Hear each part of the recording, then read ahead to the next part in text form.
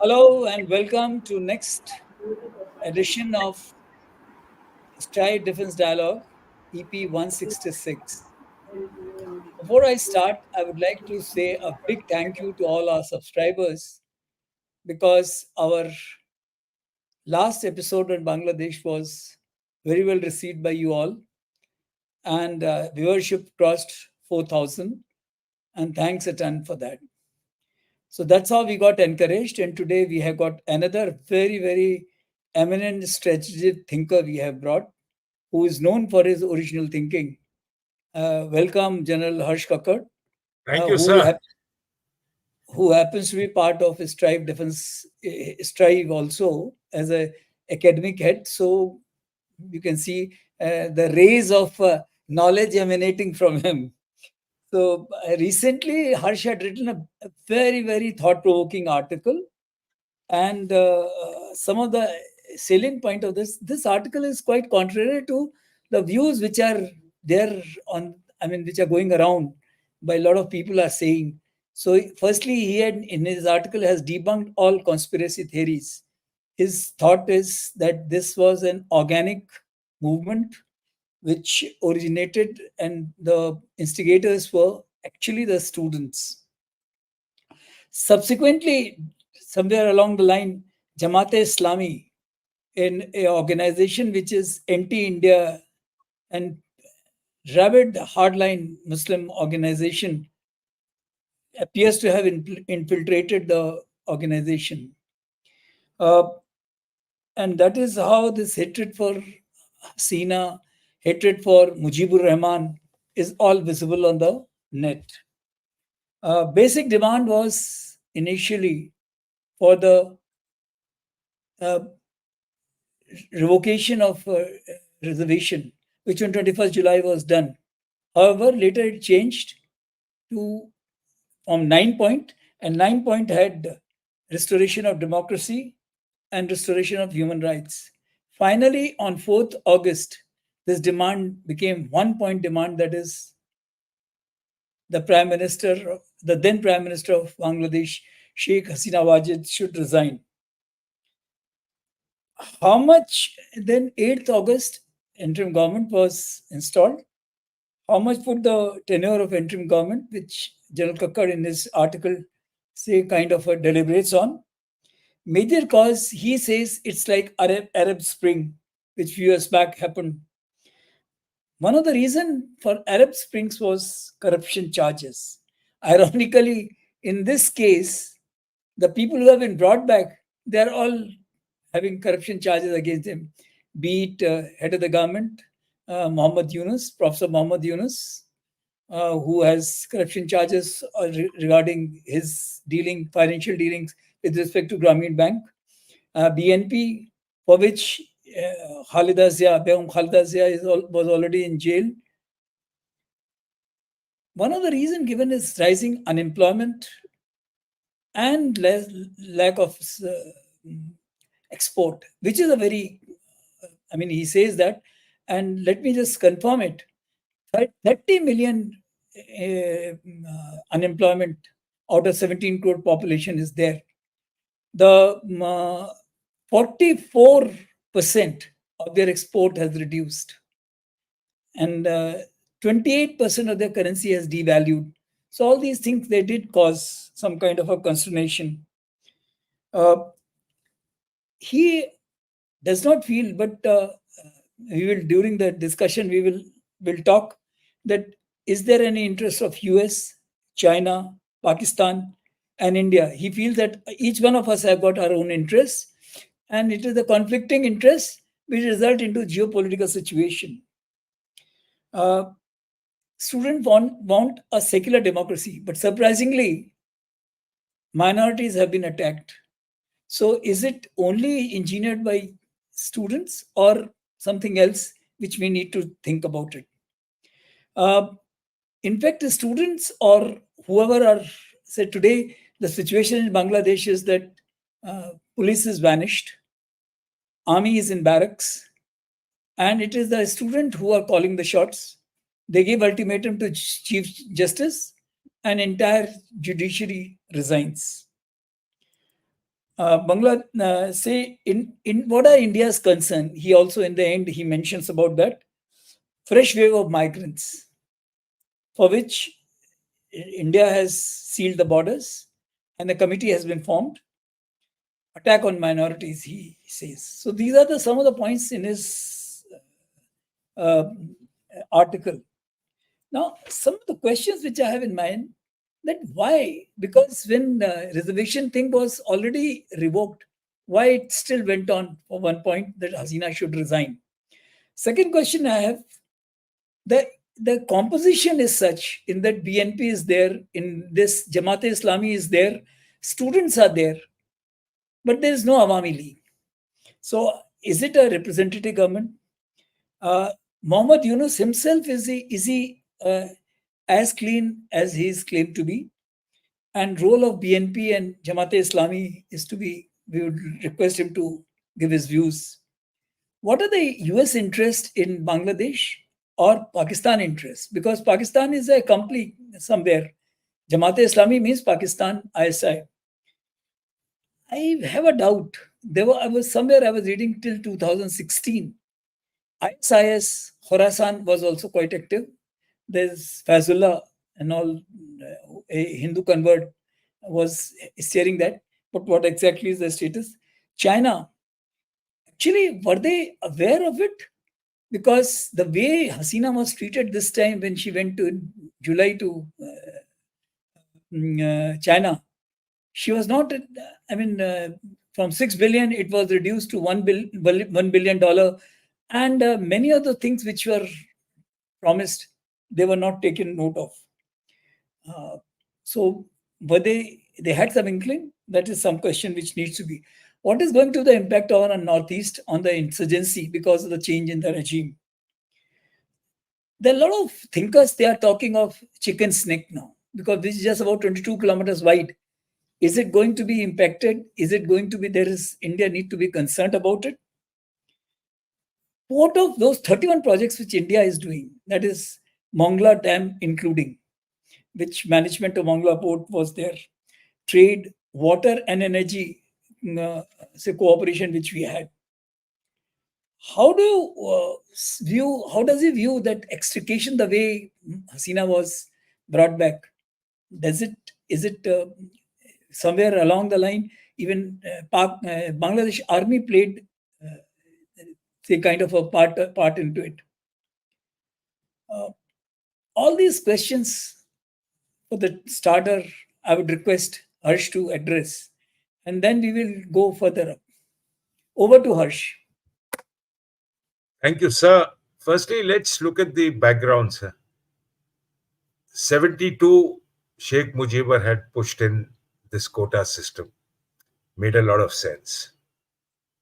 2018, students protested. Sheikh Hasina removed them. Everything was going fine.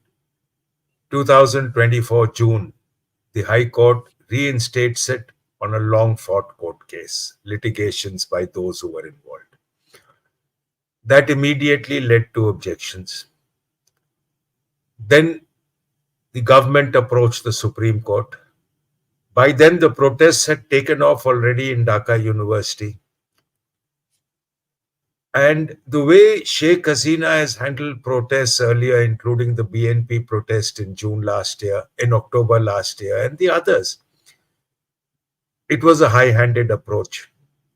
Now, this high-handed approach on Dhaka University led to the protest taking off in 5-6 other universities. If you compare this to the protests that we have faced in recent times, Shaheen Bagh, farmers, the other protests, what did the government do? It contained the protests where they were, not letting them expand, wore them down, got into dialogue, agreed to in some cases, possibly even scrapped the order that it had given, like in the farmers. But at the end of the day, it finished it for a long time to come. But on the reverse, had you applied force with the way Sheikh Hasina did, it could have boomeranged. That's the first factor. Now, when it boomerangs, if you look at the Arab Spring, you look at all other protests that have taken off, including the ones in Sri Lanka and Hong Kong, which were led by the students. Hong Kong, of course, they were crushed, but you couldn't do that in Sri Lanka. It was the students who actually led the agitation and took it to a level. Now, the others, naturally, up till now, the BNP was pushed to the background. Corruption charges, false or true, nobody is able to prove till date. Thousands of their leaders were arrested in the October protest. There have been accusations of extrajudicial killings and the works that have been going on. The Jamaat-e-Islami was banned. Two of the top political parties were banned in protests. The minor ones were made to stand in elections to give a farce of elections. Now, all this and the voting pattern in the current elections were the lowest. All this, there was a massive outflow of anger. If you think it could have been orchestrated, no, because this took off in a sudden within 2 days. And within 2 days, the sudden burst, which is what happened in the Arab Spring. And if you look at any of the Arab Spring spreads, the leaders only resigned when the army said, we will not open fire. It was a situation which went to that level. So that's the first thing. Now, if you look at the interest, let's take China, sir. China signed 22 agreements. It didn't want to give too much loan because the Bangladeshi economy was living on IMF budget. In fact, it was the IMF that was dictating the economy like it's doing in Pakistan. There was a fear within the government of Bangladesh that in case the riots had taken off and there would have been massive damage, it would have impacted future payments from the IMF because the riots were not, or in any way, violence was nowhere factored into the IMF agreement and loans.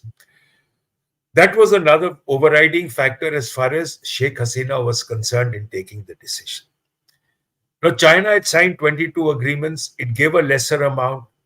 But the Chinese statement was an indicator. Once or twice, the statesman changed. You must read what Mandeep has written on this. And he's been monitoring the Chinese fairly closely. That they were equally shocked when the incident took off and the violence actually took off and Sheikh Hasina had to go.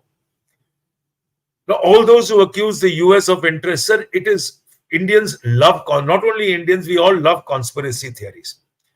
No one wants to admit that they've mucked up. So you have to throw the blame somewhere and say, it's not me, it's them. Today, we are doing the same with the Hindenburg report, and the same kahani is going to happen everywhere and anywhere that it happens. The fact is, the island that she's talking about is 8 kilometers, closer to Myanmar than to Bangladesh. You already have bases in Philippines, Korea, Japan, where you've got everything deployed. What additional benefit? And whom are you going to gain by coming here? And you're coming into an area, if Chittagong port is to go to the Chinese, which is what they're still hoping for and they will continue to hope for, like hell you can do anything. So, I mean, these are theories that are going to go on and on and on. And I think we are giving too much power. For us, everything is US wants to suppress India. US is pushing Pakistan to do something. We're actually giving it a feeling and we feel we are worthless and the other nations are making a Charlie out of us. It's not that easy for that to happen. The fact is that when it boomeranged, in fact, the army chief was firstly a wrong choice. The government of India had already told Sheikh Hasina that you're choosing a wrong guy as an army chief.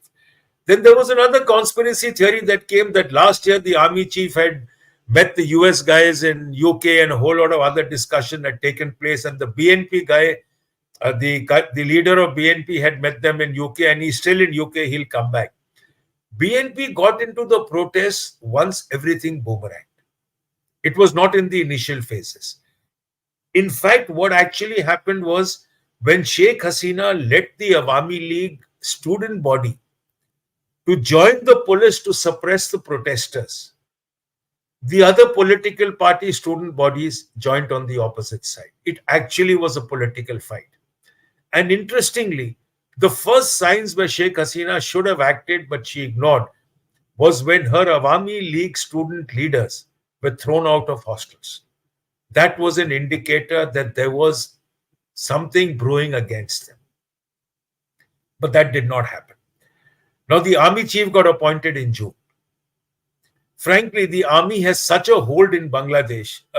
When I was in service in 2014, I'd met the Bangladesh army chief when he had come down to Delhi, and invariably, when the army chief goes back from Delhi, he halts in Calcutta, visits Eastern Command, and then goes. That's a normal tradition. So when I was seeing him off at Calcutta airport, he tells me, he says, General, I'll be home in Dhaka even before you reach home from the Kolkata airport. I said, how so, sir? He says, I will be called in to board the flight when everyone is seated and the signal for the movement of the aircraft has been given. And that is true. He says the flight will take half an hour to land in Dhaka. My car will be there on the runway. He says only 3 individuals' cars in complete Bangladesh are permitted on the runway: the president, the prime minister, and the army chief. So all said and done, the army already has a major hold. Now, when you come down to the interim government, it was the students who wanted Mohammed Yunus because they did not want a politician or an Islamist in power. They wanted a technocrat. He is the most known figure of Bangladesh. They're hoping he's able to change the economy and bring about an improvement. Students participating. The first thing, in any case, wherever there has been such a sort of a revolt, or you can say ouster, or whatever you want to, uprising, or whatever you want to call it, is the first targets are members of the political party that was ruling. As it is, corruption in Bangladesh was immense, and it's like most countries in South Asia. We are no different. So that's the first lot they target, are the leaders of the ruling political party, because they were suppressed by them. Second, alongside them, you target the police, especially if there is a secret police or a suppressing police force, which is what they did. Third, you hit minorities. And minorities in places where the minorities are weak. In a large number of tracts around Chittagong and the rest of the areas where the minorities are in large strength, the minorities and the locals joined hands, and there were hardly any incidents. So these are things that happened, and this is exactly the way things moved. Now, the interim government, firstly, they've removed everyone who was brought into all central institutes by the last regime. They're now going to look at getting people who are neutral and possibly people whom they can trust. The fact, from what I read today in the newspapers, not in the newspapers, basically from multiple media networks, is that by removing the Supreme Court Chief Justice and 5 other judges who resigned almost an hour or two later, they're now looking at getting in people who are going to act against all those who were involved in the violence. The intent is to bring Bangladesh back to normal. The fact is, no matter who attempts what, no matter which nation attempts what, ultimately Bangladesh has to look towards India if it has to grow. We faced adverse governments when the current Maldivian government came in. It is pro-China, first visit to China, India ignored, everything done. What's the statement today? So things always happen to change. We should realize that is exactly how geopolitics moves. Today, India is a very, very close friend. Today, he and Jaishankar met. And you read the statements that Misu has issued himself. You look at Nepal. You find a government. Nepal is interestingly a government. One government is pro-India, the next government is pro-Nepal. Sorry, pro-China. But invariably, you will never find anything coming up, because they know that without India, they can't move. So in Bangladesh too, a feeling that whether the Jamaat-e-Islami is going to be a major part is like, after all, if you have to survive with 170 million people, and you have this sort of an area and you have to look after, no matter who's sitting in Dhaka, you have to look around. China is not going to give you developmental grants. It's going to give you loans which you can't repay, which is why Sheikh Hasina was very careful in taking funds from China. Unless they were repayable, she wouldn't touch it. Today, you're on IMF backing. You make a blunder, you'll get out of it. The only nation on which you can back and with whom you have a 4,096-kilometer border is India. You cannot afford to ignore it. No matter who comes in, no matter what your religion thought process is, ultimately, it has to be looking within. You cannot ignore, like the way Afghanistan is today. And Afghanistan, if you look at it, it has no problem with any other country, any of its other neighbors other than Pakistan. That's because of a different ballgame altogether. Today, we have no disputes. There are no enclaves that are pending. There is no decision. There is no border dispute whatsoever. So today, the only thing that India can provide you is development. And if you have to develop, you have to move with India. Otherwise, you're going to sink. And no nation today wants to sink because the public, now that the public and the students have seen their part and they've seen their ability to change within the country. And the fact that they are going to be part of the organization, they had given a list of 50 people that they wanted. And I think a large number of them have been included in the interim government. So the fact is that they're looking at development, they're looking at change. They're looking at a better form of life, for which they have to look at India. So if there were theories that were bound to create an environment or to create a sort of a Christian state that I keep seeing there, trying to create a Christian state when you're going to get Islamists into power, is it feasible? Try and create a Christian state in Pakistan. You can't. And if you think India is going to permit you to try and take a part of India no matter what uprising you do, India's faced worse. But what is India is India. No country is going to let you touch it. If you think you can take parts of Bangladesh, of Myanmar and let it go, nothing is going to be easy. So even if you engineered it, you've achieved nothing at the end of the day. You may have removed Sheikh Hasina, and frankly, no power in the world would want to remove somebody to get in an Islamist setup if there's a risk of that happening. They've seen Afghanistan. So, I mean, we're looking at it in terms of them trying to get India surrounded, to get India subdued, to follow the US line on Russia and the works. Russia, Ukraine will end in 6 months once Trump comes in. It's not going to continue. As it is, Germany has cut the budget by half. By Germany cutting the budget by half, Europe's support has dropped drastically by 33% already. How long can Zelensky continue? So you're looking at India to bank you against China. You're not looking at India for anything else. So to try and sort it out, we love bringing those people in, the CIA in, and Nulund, I think, is her name, that wherever she goes, riots take off and there's a government change and things like it. We love that. Victoria Nulund or Nulund Victoria, whatever her name is. But that is something that we would want to do. But then that's not reality. Let's accept the fact that this took off on a stupid ground which should never have been permitted to go through. There was no intention of, why was there no dialogue? Why did the government hesitate to call for dialogue until the last day?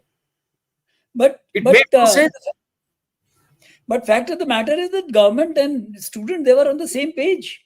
Government straight away. Sir, the page was same. The page was same. But using force to suppress the students, when you went to the court, you should have called them to negotiate. There wasn't one dialogue between the students and the government. And which is the biggest blunder which happened. Moment you initiate dialogue, you cool temperatures. You pour water on fire. If you suppress it, it blows. Sorry. One small point. The BNP was never banned to participate in the election. They decided not to participate. Sir, what I'm saying is BNP decided. No, that's what I'm saying. BNP decided not to participate. Jamaat-e-Islami was banned. Yes. Jamaat-e-Islami was banned. So what happened was, two top parties were not there in the elections. Now you push the smaller ones to stand to give it a credence of a democracy. But the fact of the matter is that US, who is claiming in this high ground that restoration of democracy and all these things they are talking of, but they are known to have supported even the worst of dictators. Nicaragua was the example. Allende was. But Chile was they've never supported Islamist regimes. You've supported monarchies. You've supported dictators. Because you know where things are moving. And you know where things move. Otherwise, they wouldn't have bothered with Taliban. Achha, one Nor with doubt is Yemen, nor with the others, like Libya. All of them are now today Islamist regimes. yes, Islamist. So what I'm saying is that while I totally see your point on Saint Martin, because Saint Martin is just 9 kilometers long 8 and 500 kilometers, 8 meters long. kilometers in size, sir. It can So, barely take a Marine regiment. That's it. and, What do you and want to even do? even a say airstrip would be difficult. Airstrip would Nothing. be difficult. Nothing. And So it actually makes no sense. And China frankly, in any case has got Myanmar for comfort. BNS Hasina. They have got, China has got already a base facility available to them, and Sir, they are sitting in Kopyuku, and we sitting in Sitwe. So therefore, I don't find any reason. But one or two questions. The the kind of alacrity with which they supported, say, Muhammad Yunus. Muhammad Yunus has got a career which is his support for Clinton Foundation. sir, The kind of help he got from Hillary Clinton and Obama. All these things. sir, What do you two think things. about? I'll tell Because you. yeah, Sir, two things, because sir. he got Firstly, both the two awards when Obama was the president. sir, let me Congress, share. yes. I'm fully aware. Let me share. So, firstly, as far as Mohammed Yunus is concerned, he has done his studies in the US. He did his doctorate there. He was a professor there. He's got solid backing. When it comes to Bangladesh, he was a Sheikh Hasina considered him a rival because he was asked to start a political party, which he did not. Nagrik Jatiyo Party. He did not. But he was asked to start one with the intent of becoming her major rival. And if you look at the popularity today, he would have been in par immediately. He did not. She considered him a rival. She pushed charges against him. Nobody knows. 23% interest. Sir, actually speaking, today, if you look, the world has tried.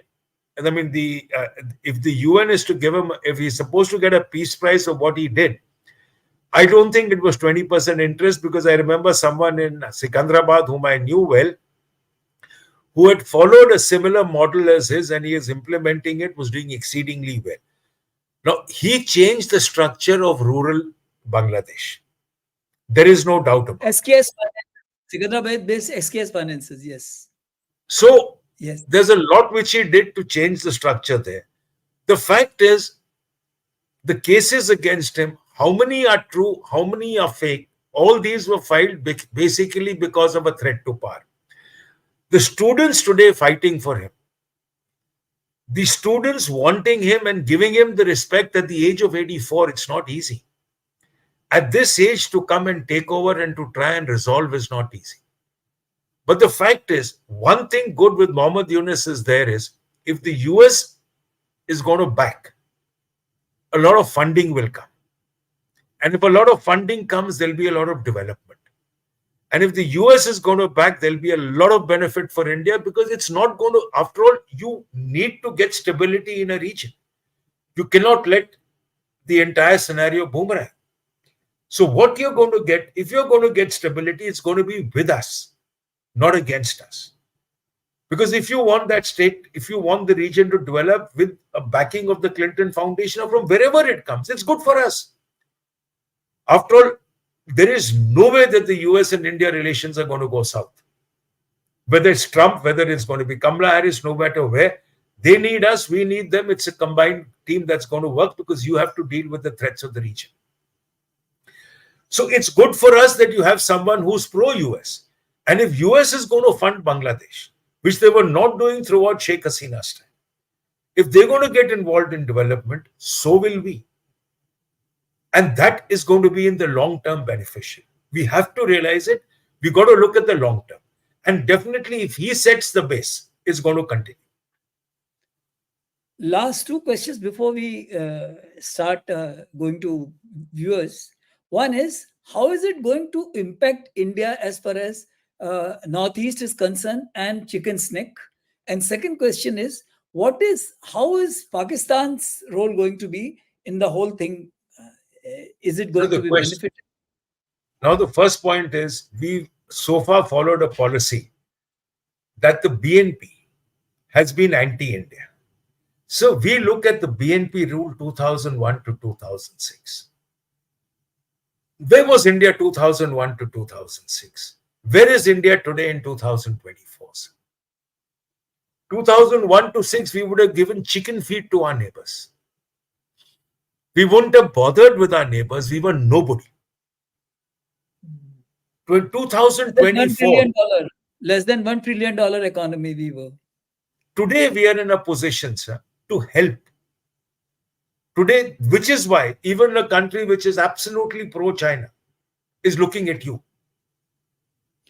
Even now, $1 billion is a credit line we have given, which is at a very, very So, nominal so what price. I'm saying is we are in a position to help. So there is a change in the Indian structure. A lot is going to depend on the way Sheikh Hasina has handled, which I don't want to discuss in this because it will get into a prolonged trip. But the fact is that you cannot look at India the way you looked at India in 2001 to 2006. No nation that looked at India then is looking at India today the same way. The world is The not very looking at us the same way. fact that we managed to get her alive out of Bangladesh, I think There's a shows lot that. more behind it, so I don't want to touch it now because I mean her future is also going to impact Indo-Bangladesh relations, but that's a different dialogue. We'll take it on some other day once I publish it on Tuesday. But one question. This is a question I had, that with Hasina sitting in India, is it going to impact the relationship between India and Bangladesh? I'll give you a one-line answer, sir. I'll give you a one-line answer. There's a 2016 extradition treaty. Now what? The moment you file charges, what? So you understand the implication, which is why she can't stay. It's a one-line answer, and that clears the story. We can't back down from that. You And can't keep her. And it's been signed by Sheikh Hasina and the Modi government, sir. Now what? Yes. And what about this Northeast? So what I'm saying, so now whoever comes into power has to look at India differently. So therefore, the sort of support that was being given earlier to the Northeast is not going to continue the same way. Because if you want support from India, you've got to be a different person. And that is the future of Bangladesh. We look at everything from the earlier angle. So India is not the same. How can they be the same? And no matter what, when Muizu came into power, his first words were India out. He wore that t-shirt, India out. So what you are, for political reasons, you are not when you're on ground. You look at our political statements during elections and look at us on ground today. There's a world of a difference. So you feel that Northeast will not be as much impacted? Let me put it this way. I feel any government in Bangladesh will look at India very differently from what they did in 2001. Yes, you have got a point, because with BBIN, with water treaty and all those things, quite Sir, today, and even for the textile industry, the cotton is going from India. Sir, today you want to make a dam, it's India going to fund. India is going to make your bridges. India is going to help you develop. We couldn't do it in 2001. So you have to look at us differently if you want us to come down. And there's some sort of self-chair-bound strategicians are suggesting that Rajshahi state and the Chittagong state and chicken neck getting enlarged and all those things. Sir, try what you want. You saw Kashmir in 90s? No, you saw Kashmir in 90s? Yes. Did anything happen? Did we let anything happen there? You saw Mizoram, Nagaland in the 50s and 60s? Did anything happen? Today you think we let anything happen? Sovereignty is inviolable. You just can't touch sovereignty. That's it. Why are we getting into dreams? That's what I'm saying. I said, why are we looking at it? Chalo, so let's take on the question, sir. Okay. This is the question from Saket Ghoshal. Sir, the main priority should be the protection of Hindu community in Bangladesh. Hindu community are getting massacred and persecuted since 1947 in Pakistan, Bangladesh, and India. Sir, the responsibility for this has to be the Bangladesh security forces. And I think there's a lot of pressure being applied by the Indian embassy, the Indian government on the Bangladesh army. Like I said initially, sir, the first targets are members of the ruling party, the police, and the minorities. They come in that order, and that's exactly what happens. Now, Police a will have lot of to things are subdued. effective. It is Police now is getting back. A lot of things are getting back.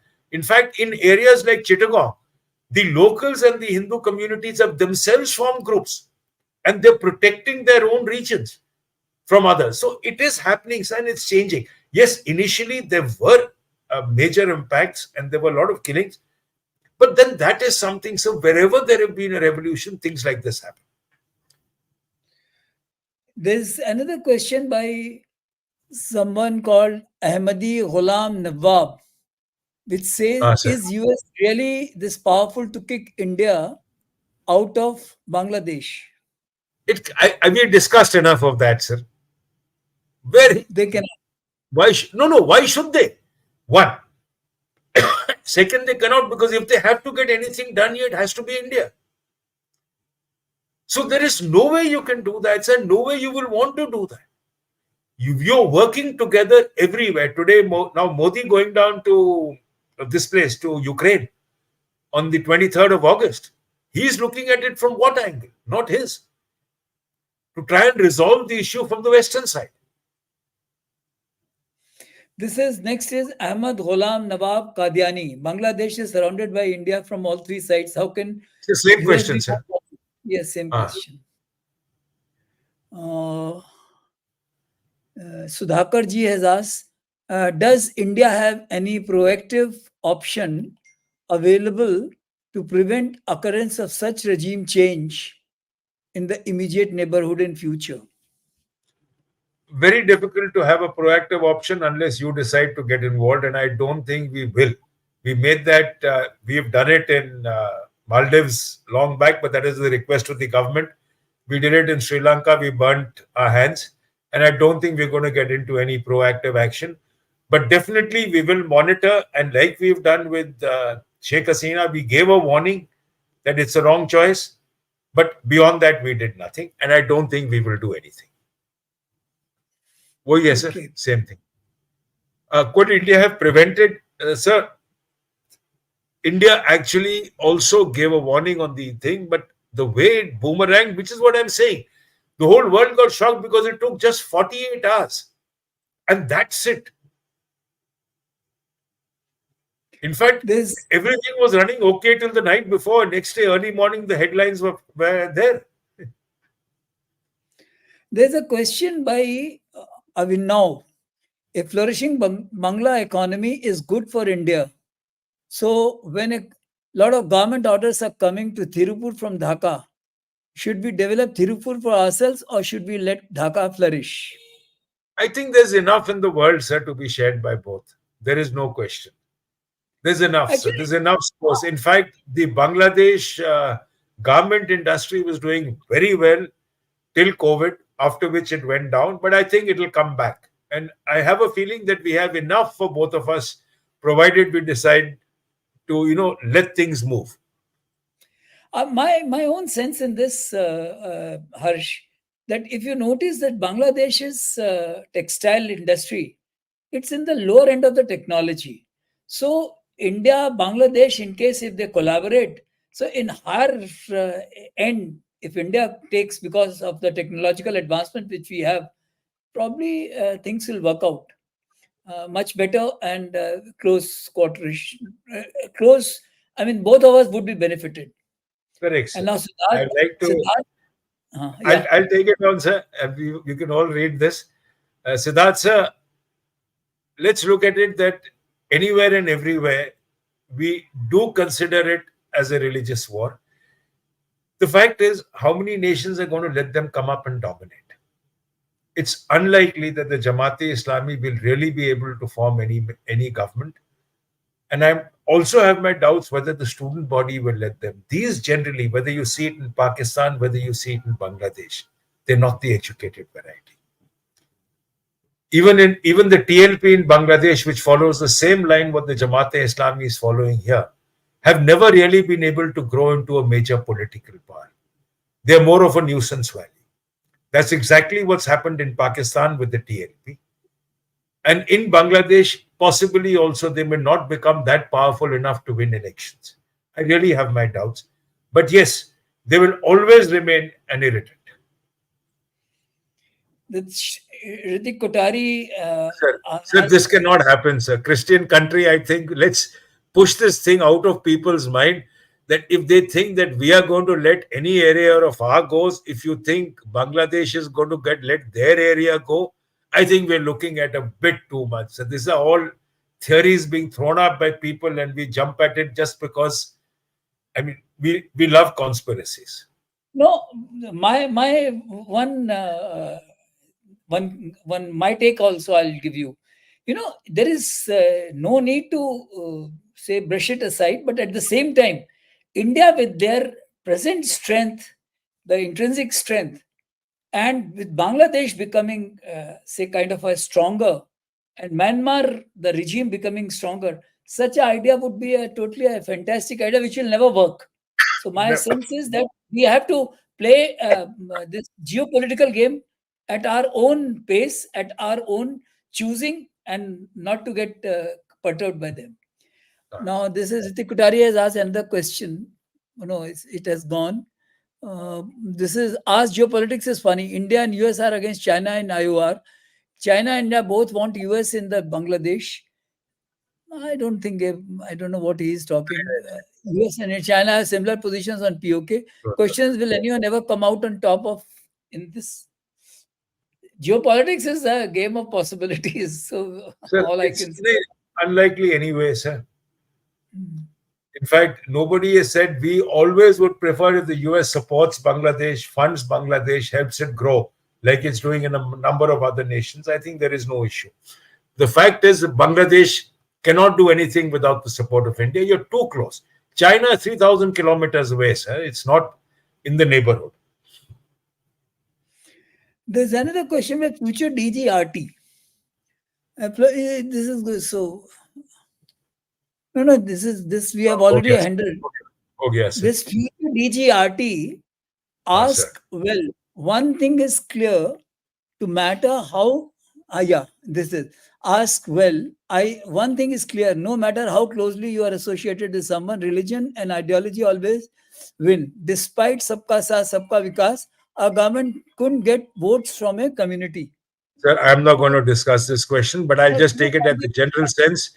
If you look at it across, you see the fact that today Maldives is looking at you differently. You find even in Nepal, no matter what, even if you have a pro-China government, the fact is that they can't ignore India.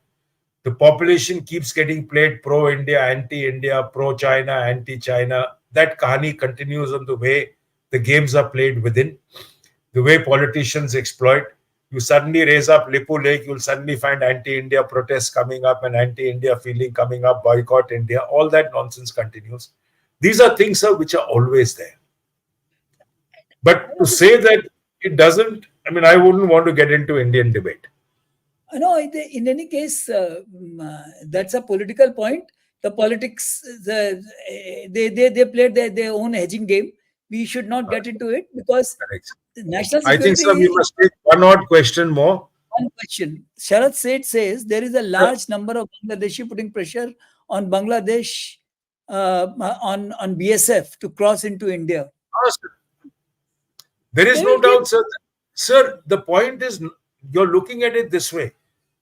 The population is desperate for opportunity. Long back, there was a lovely article by General Sinha in the US. I am talking of the 90s. A great article. I think that time we were commanding. So I'm talking of 2001, 2002. General Sinha then was the governor in Assam. He quoted a Bangladesh minister then who had said, BNP time, that the only thing Bangladesh can export is population. Even today, sir, the desperation is because India is better, sir. It's always a feeling that you're better. And people will want to come here because they would like to get a change in their lives and take care of their families. Earlier, today they're looking and coming into India here in West Bengal and other parts. Earlier, there were a whole lot of Bangladeshis who were who were wanting to go into Pakistan. They would cross the border, take a train to Jammu and attempt to cross over. Before I go to last question, Harish Ramachandran has added a super sticker. Thank you, Harish ji. Now, one question is that the demography change which is taking place in the border areas, is there a way we can handle it? Sir, I have been there in civil dress. You have been in Bengal area, chief of I have staff. been there in civil dress. I've driven through. I've seen the area. Sir, there are villages where you open the window, you are in India. You close the window, you're in Bangladesh. The track through a village, one side is one side is the other. You've got a collection of rivulets. In all that area, I have also been there. It's a very You've got a collection of rivulets where you cannot fence. But definitely, yes, there is a need, and which is what is being done is to try and stem the flow. I think one of the best ways we can stem the flow is if India and the US work together to improve the economy of Bangladesh. The moment you start doing it, the flow from there to India will stem, and you'll find possibly in some cases a reverse flow. Secondly, we need to change our policies. Bangladeshis caught in Jammu, and they are caught by the dozens and dozens attempting to go into Pakistan. The government of India orders are you will put them in a train to Calcutta, and in Calcutta they will be downloaded by the West Bengal police and pushed back. Sir, you put them in a train in Jammu, they get off at Araspura and go again. Because they're meant to go unescorted. We don't have our own policies in place. Government of India is... I'll corroborate. During NDC, there was a brigadier of Bangladesh was with us. And when we went to Mumbai, he was with us. So when he saw Dharavi, he says, this is worse than what we have in Bangladesh. So if you think that Bangladeshis will come here, I think you must smell the coffee. And that is what exactly the word he has used. So my sense is that Bangladesh economy, as it keeps improving, the HDI indicators are improving. We must help them further.